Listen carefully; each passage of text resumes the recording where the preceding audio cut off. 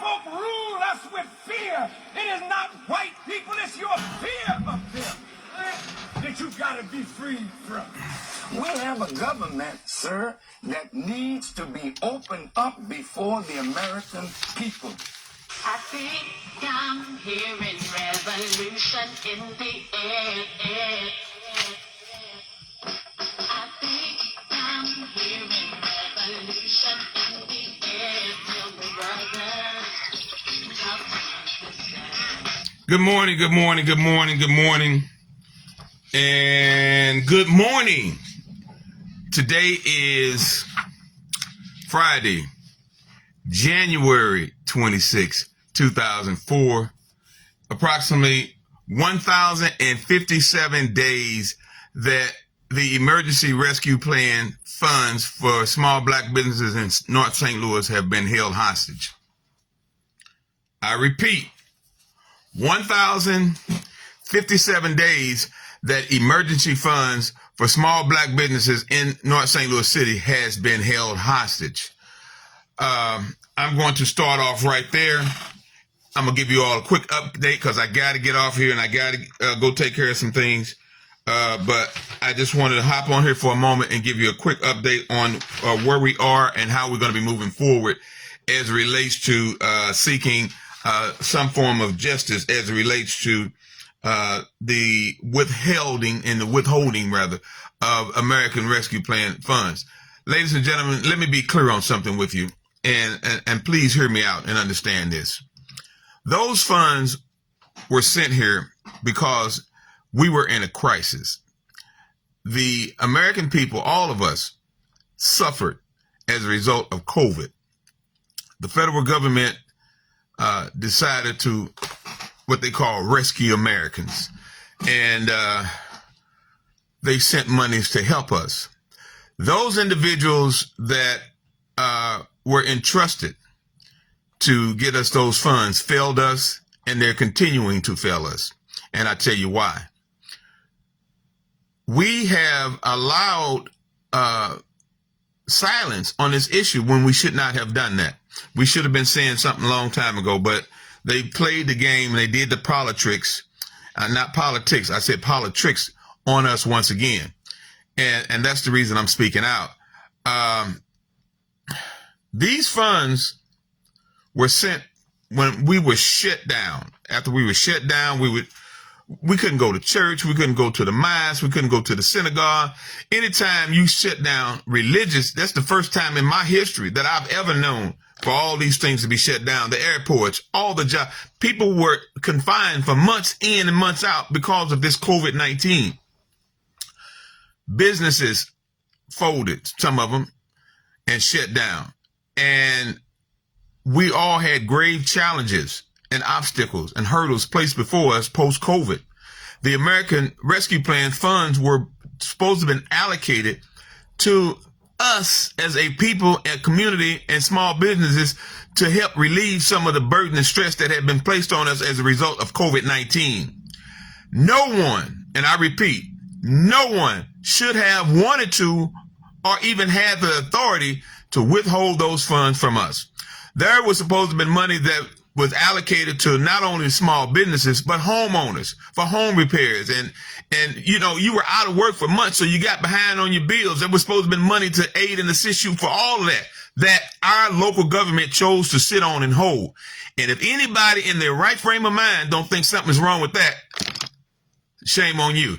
So with that being said, I want to fast forward and let you know how I've gotten to where I'm at.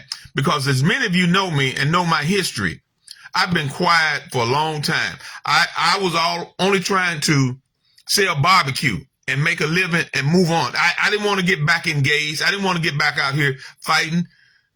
But I've been drugged back in because you cannot sit here and tell me that money is sent here for me in my interest, and you're going to sit on it and hold it so you can collect the interest.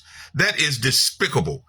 And especially when I have personally reached out to you and explained to you the challenges and encouraged you to even come so they can see it. I invited these elected officials to come by my business, and I can show them the things that we've been challenged with and the ills and obstacles we've been plagued with post-COVID.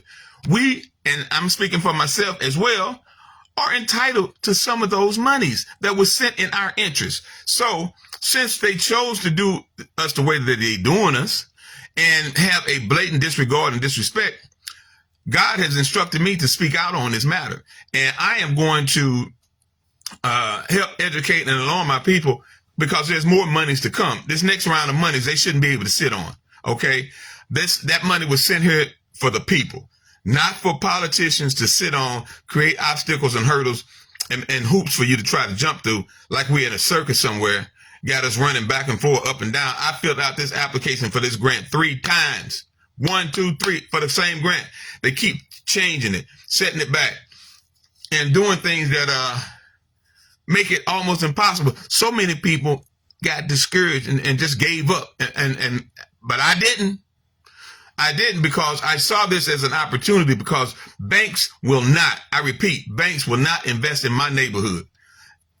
I don't have access to anything other than long sharks, and I don't want to deal with long sharks. So with that being said, we are at a state now where we're going to continue to organize. There's going to be a town hall meeting on Monday that we've assembled. We're going to give out the information Monday morning for the town hall meeting. It's going to be in the form of Zoom. We're going to have a Zoom town hall meeting. We're going to have businesses and business owners that want to engage and get involved at the facility to share their frustration and their hardships as it relates to post-COVID, as well as the process that we've been going through trying to seek these emergency funds that's been held hostage for 1,057 days. So we're going to give out all the information for the Zoom on Monday. You'll be able to Zoom in, and we're doing it this way for a reason, folks, and we'll get to that later on. All this stuff is going to tie in. And I have still been trying to reach out to my congresswoman, who has been not responsive. Let me tell you all how I got to where I'm at. I had become so frustrated with this. I sat down and I got online and I put in elected officials. You put in your address and your zip code, and it pops up every elected official that represents you in your area. I called each and every last one. Didn't care what their political party was, but if they are governing over my area, I reached out to them all. Guess what? Only the Republicans are responding.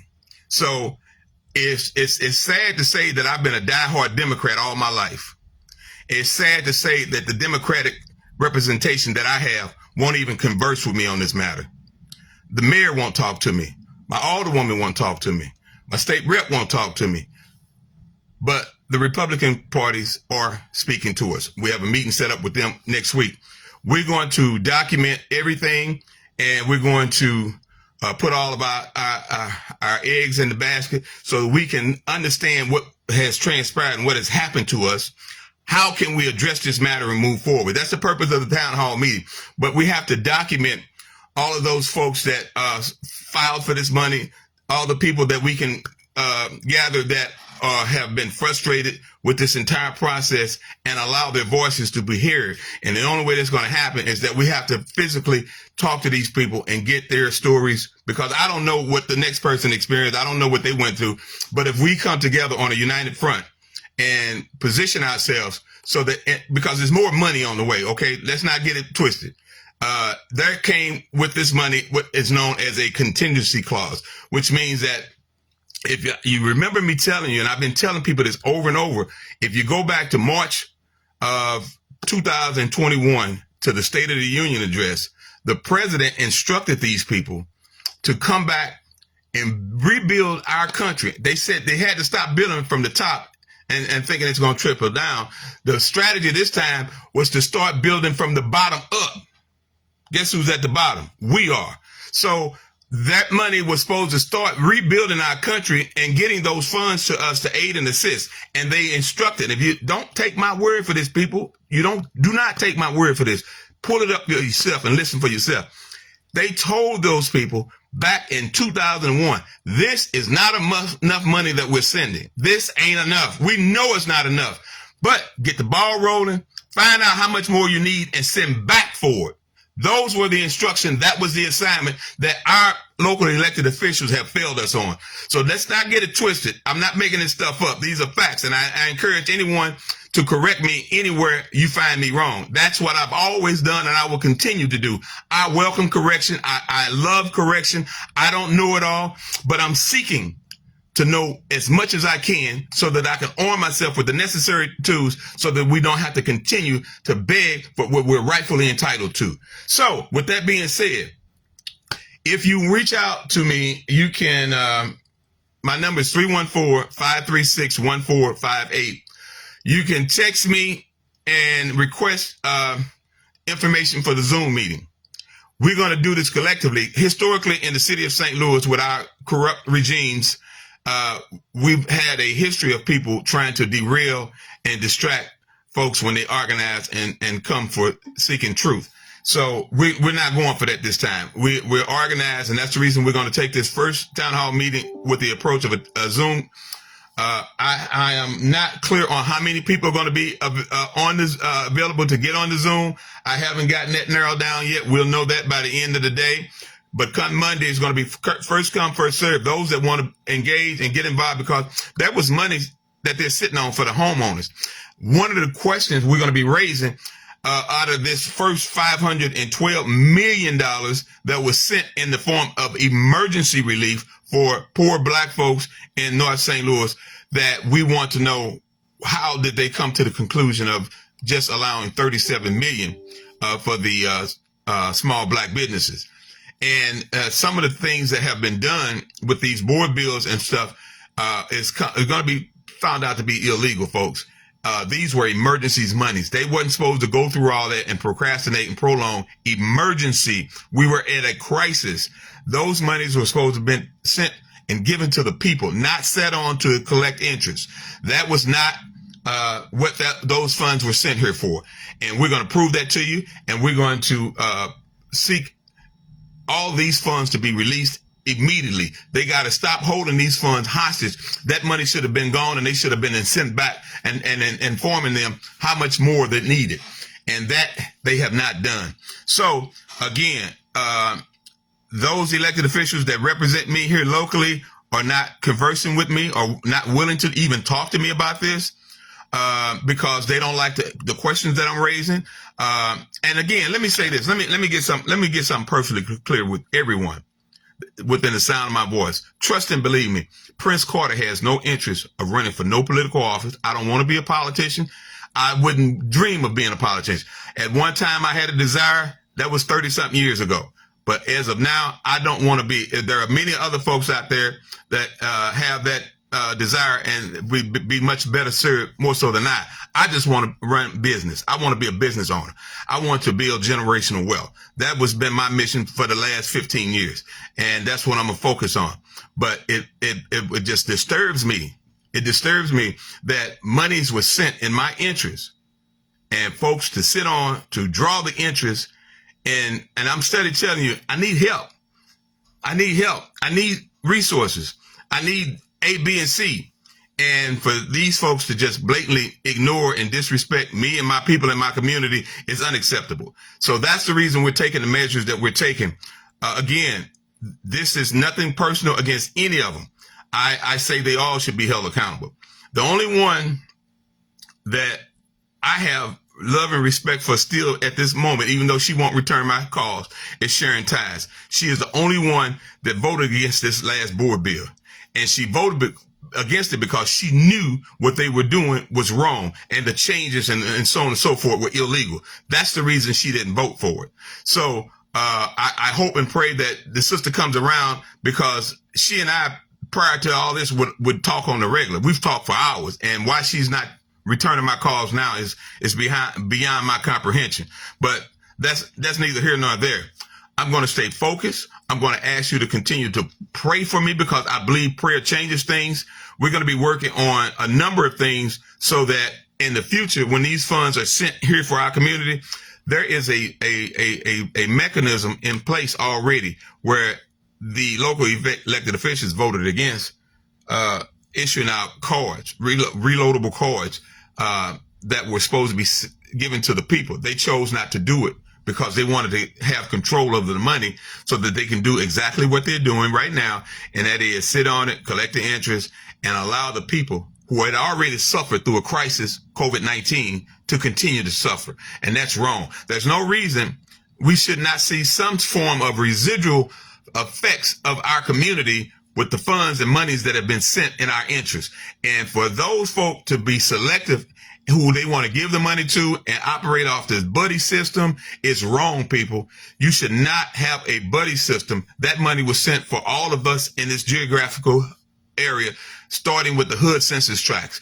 And the instructions were to start building from the bottom up.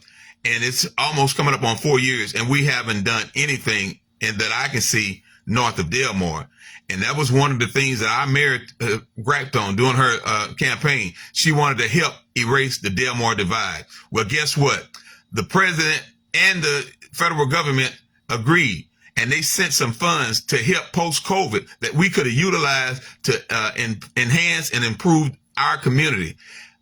And they chose to sit on it to collect the interest. Emergency funds post-COVID were sat on in our community, and that's going to be in history as one of the most shameful acts that have been perpetrated on poor folks that I've ever seen. So with that being said, I ain't mad at nobody. I'm praying for them all that it ain't too late. They can get their act together and do the right thing by us and our people, and just don't do it no more. We can start there, but they don't even want to do that. So we're going to pursue things. Like I said, it's about documenting right now. We have to document the ills and the obstacles and the things that our people were perpetrated on with. There were people telling me, and I'm hearing and talking to folks that said they was told they had to pay for an application for emergency funds. And we're going to be really looking into that, because nobody should have had to pay anything to retrieve these funds. And that's the illegal part of it, because they're federal funds. There were supposed to be resources. If you recall, there was some literature saying that you could go to the library and get help with this stuff. That never happened, people. We went to the library several times, and the library said, we didn't know. They looked at us like we were crazy. What are you talking about? We don't know nothing about that.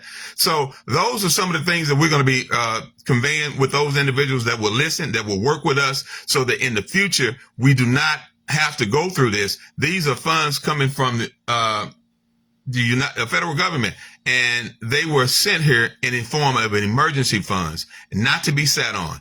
So with that being said, folks, I'm going to also share with you all and ask you to continue to pay attention to this reparations piece that they're working on. The United Nations, for those of you that have not been paying attention,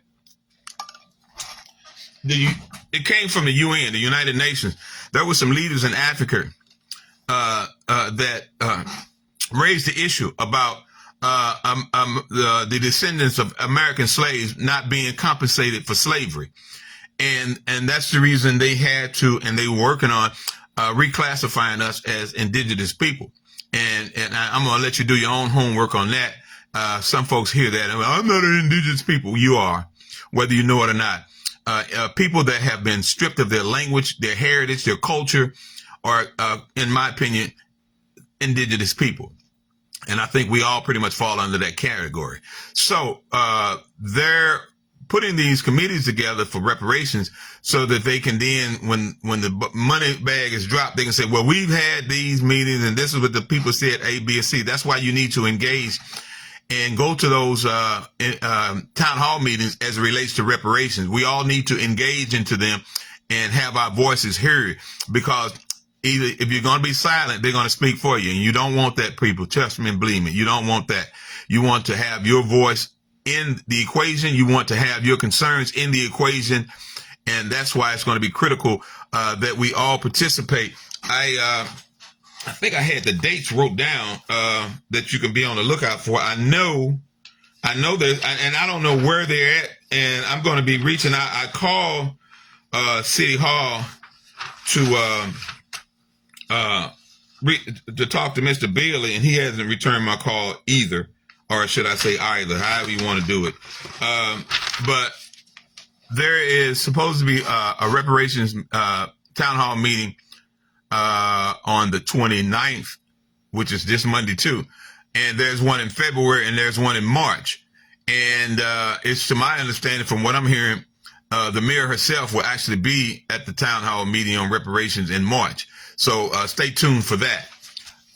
Also, folks, if you all don't mind, I would like for you to pray that I'm successful. I'm working on an information piece that we got to have someone that at least really cares about our people in our community to help get information out. I'm working on a radio program. It's going to be on the weekends. The name of the program is called Town Hall Community Radio. And that is a vehicle that I'm going to utilize so that we can have a place where we can get accurate and correct information for everyone and not just a selected few. Now, that radio thing is going to be aired on YouTube as well. And speaking of YouTube, if you miss any of these updates, all of these updates will be hung on my YouTube channel that I've created. And it's called King Prince Carter. King Prince Carter. And it's going to be on YouTube. So you can go to YouTube, and if you miss any days or any information, all of this information is going to be posted on our YouTube, because we're going to have a centralized location where people can gather and collect information if they miss out on anything. But I'm going to hop off here now, but I'm going to, and let me say this. When I told you about, I call every elected official that it represents my geographical address, call them all. Thus far, only the Republicans are willing to even engage in conversation with me about this matter. So I'm going to talk to them. I'm going to see if they can aid and assist us in getting the path set up where people in my community, this disenfranchised community that are not being properly represented, that are being disrespected and ignored, where we can get these monies directly from the federal government ourselves and not have to jump through these hoops and do all this other madness that they're have been forcing us to do. I've been already informed, Prince Carter, you don't expect anything out of that Northside Development Grant Program. So if they do that, we'll deal with that accordingly. But I've been seeking those funds when it was only 37 people that applied for them. I filled out that application 3 times. When I would talk to you all, if you all remember a couple of years ago, when I was fighting about the little $5,000, I finally got that. I did get the $5,000. Let's be clear on that. That's the only thing I've got was the $5,000. But this other piece where the president said, find out what it is the people in this poverty-stricken community need, the hood census tract, so that we can rebuild from the bottom up. And I was excited about that when I found out the magnitude and the resource and the contingency clause of the funds, that I could actually take some of these vacant lots around my building and build something from the ground up and expand into what I already have going. And that was the excitement for me. There are other folks that had ideas and plans to do constructive and positive things for our people in our community. But you can't do it if those that are elected to represent you are holding the funds hostage so that they can draw the interest. And that was not what this money was sent for. So I'm going to continue to stay on the course. I'm going to continue to do all that I can to keep you informed. And if truth be told, folks, I would like to see, and we're going to be next week after the meeting, if we can come to a collective census, we're going to be requesting some of the information via the Sunshine Law. I think that we've been duped again. And we've been duped so much and so long, folks it don't even bother them now. They just become immune to it. But I find it to be unacceptable, and I'm going to do all that I can to increase awareness and to inform people and that we can collectively gather the correct information so that we can get these funds. There was money. You hear all these people riding around with expired plates and stuff. There was money in this emergency clause and this emergency money that they could have utilized to get the plates on the car. We were in a crisis, people. The country had been shut down. We were able to get any and everything that we needed to get back on track and get back to course. But those that represent us, for whatever reason, decided, let them so-and-so figure it out the best way they can. We're going to sit on this money and we're going to collect the interest and let them suffer. They've been suffering all their life anyway. Let them continue to suffer. And that's the attitude that I see coming from those that represent us. The Congresswoman I've called, I know I have at least 7 documented calls, and I've been down there to the office twice. And the only thing I've gotten from my Congresswoman is a calendar. They called me back and said that I didn't fill out the release form correctly. I didn't put my social security number on there, which I felt I shouldn't have had to. And if you go and fill this thing out on your phone, they have an app that I was working with, and you have to click to put your birthday in. You had to go from today's date all the way back to your birthday. So I had to click each month to go back to 1963 to get my birthday in. So I just click enter, and they know how old I am. But that was the tool that they utilized to prolong, allowing me a platform to converse with my Congresswoman. I asked the Congresswoman, if you're too busy and you can't come by my business to speak with me, I can't come to your office to at least afford me an opportunity for a Zoom meeting with the Congresswoman. And I have not been allowed that either. So these folks from the Republican Party have set up a meeting already where I can sit down and talk with them on next week. So they're busy too. And they couldn't, stop doing what they're doing, but they did have enough decency and enough respect for me as a constituent in the area that they represent to at least set up a meeting where I can meet with their people on next Friday. So I'm going to take advantage of that opportunity and hope and pray that we can come up and set up some allies where we can find out how we can not have to jump through these loopholes that these local people are placing here for us and get these funds directly from the federal government ourselves. So that's what we're working on, and we're going to continue to work on that. If anyone out there has any recommendations, any suggestions, I'm open to all of that. I'm very approachable. I will talk to anybody about anything, but we as a people need to be about the business of organizing and not asking for, but demanding the things that we need and want for the betterment of our community and our people as a whole. And that's what I'm attempting to put together here. That's the reason we're going with the Zoom, because we don't have time for unnecessary distractions, derailment, and foolishness. And we're going to stay focused, and we're going to enlighten and arm ourselves with the necessary information so that we can move forward and seek that which we've been denied for centuries. So with that being said, I'm going to hop off here. I'm praying that the Congresswoman and her people will reach out to me at some point. I'm going to every day until they do, I'm going to go online and go through that process. Since I done figured out how to maneuver it and work with it, I'm going to put in a request every day until my Congresswoman takes it upon herself to reach out to me and talk to me. And if she doesn't, I can't make her. I can't make her because, but I think it's wrong that you don't want to talk to me about this issue. I think it's wrong that you don't want to look into this. I think it's wrong that any elected official would like to be blind and just ignore this. I think it's wrong. And if you don't think it's wrong, I would encourage you to tell me why. So with that being said, I'm going to hop off here and get to work. Thank you so much for taking the time to listen. Also remember, King Prince Carter on YouTube. You can, if you miss any of these updates, you can, they're going to be walled there. So you'll be able to pull them up for yourself. Stay informed, share information, stop sitting on information. If you know something, share it. That's our problem. Everybody want to be crabs in a barrel.